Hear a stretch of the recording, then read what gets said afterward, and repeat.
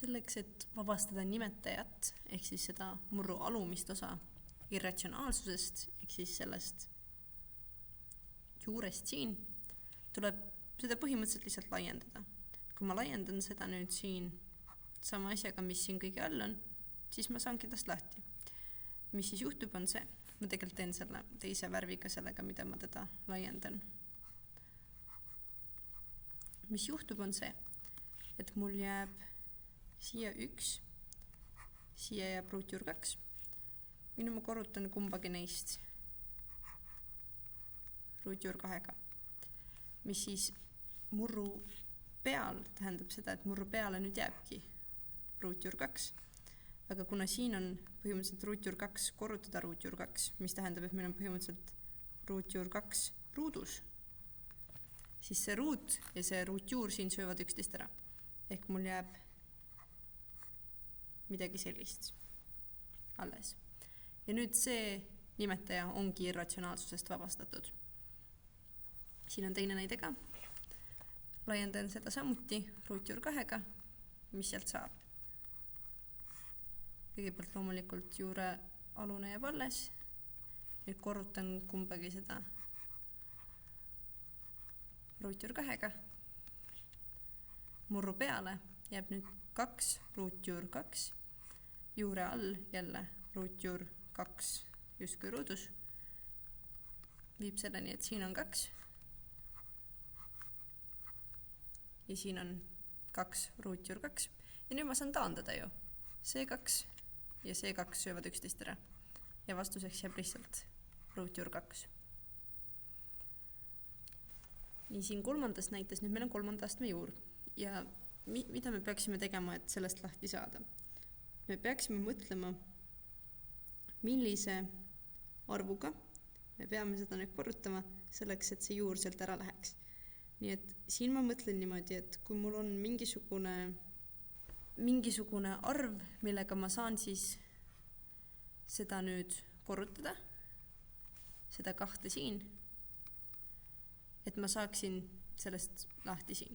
Eks meil on vaja midagi, näiteks, et kui siin oleks ruutjuur või mitte ruutjuur, kuupjuur 8, siis see annaks meile 2 ju.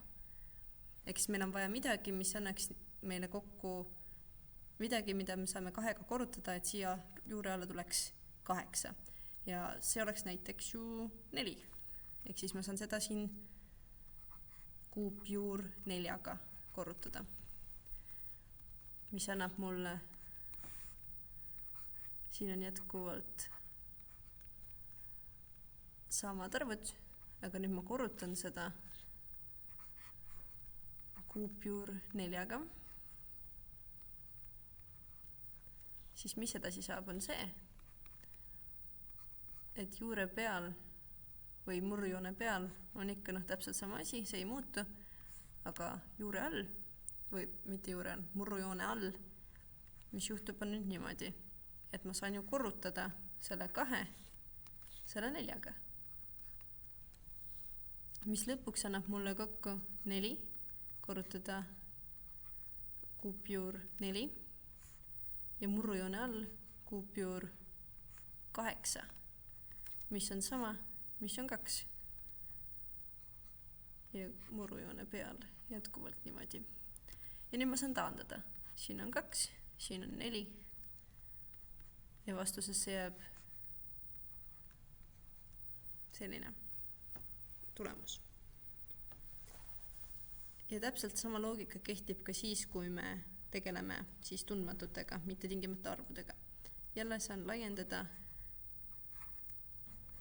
Joone peale jääb x korrutada y korrutada ruutjuur y ja murrujoone alla jääb ruutjuur y korrutada ruutjuur y. Murrujoone peale siis jääb midagi sellist ja murrujoone all meil on siin ju 2 y-it, seega nad on ruudus, seega me saame siia joone alla lihtsalt y ja joone peal on x korrutada y korrutada ruutjuur y ja saame taandada. ja vastus jääbki lõpuks x korrutada ruutjuur y. Järgmises näites meil on nüüd siin murrujoone all hoopis 2 ruutjuurt ja need on omavahel lahutatud. Ja siin selleks, et seda olukorda lahendada, me saame kasutada ruutude vahe valemit, mis oli siis see valem, et kus meil oli näiteks a pluss b ja siis a miinus b annab meile a ruudu miinus b ruudu. Ehk siis kasutame seda põhimõtet. Ja selleks, et me seda saaksime kasutada, siis siin meil on vaja seda kõike korrutada või laiendada nüüd ruutjuur a pluss ruutjuur b-ga, mis annab meile 1 korrutada ruutjuur a pluss ruutjuur b, vale värv,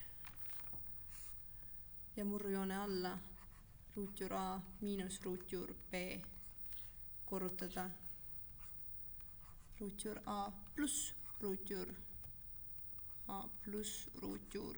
b.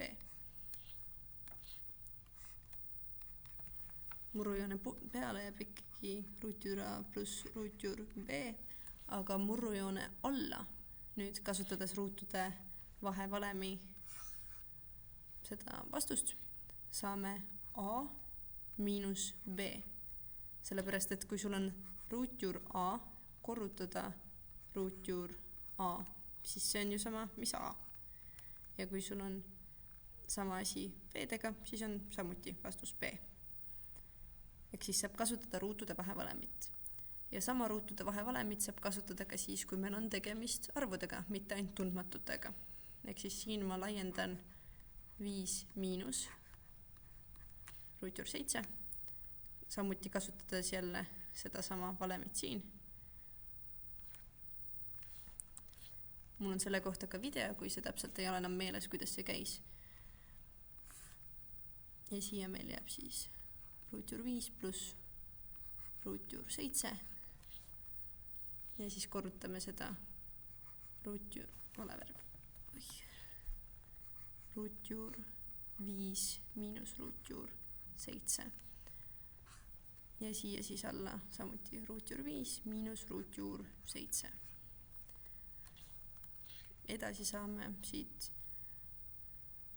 jätkuvalt jääb siia 8 ruutjuur 7 või ruutjuur 5 miinus ruutjuur 7. Ja murrujoone all meil jääb 5 miinus 7.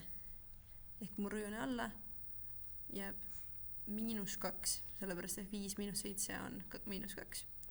Murrujoone peale, mis ma nüüd tegin, 8. Saame taandada. Ehk siia jääb miinus 4, siia jääb 1. Miinus 4, sulgudes ruutjuur 5 miinus ruutjuur 7.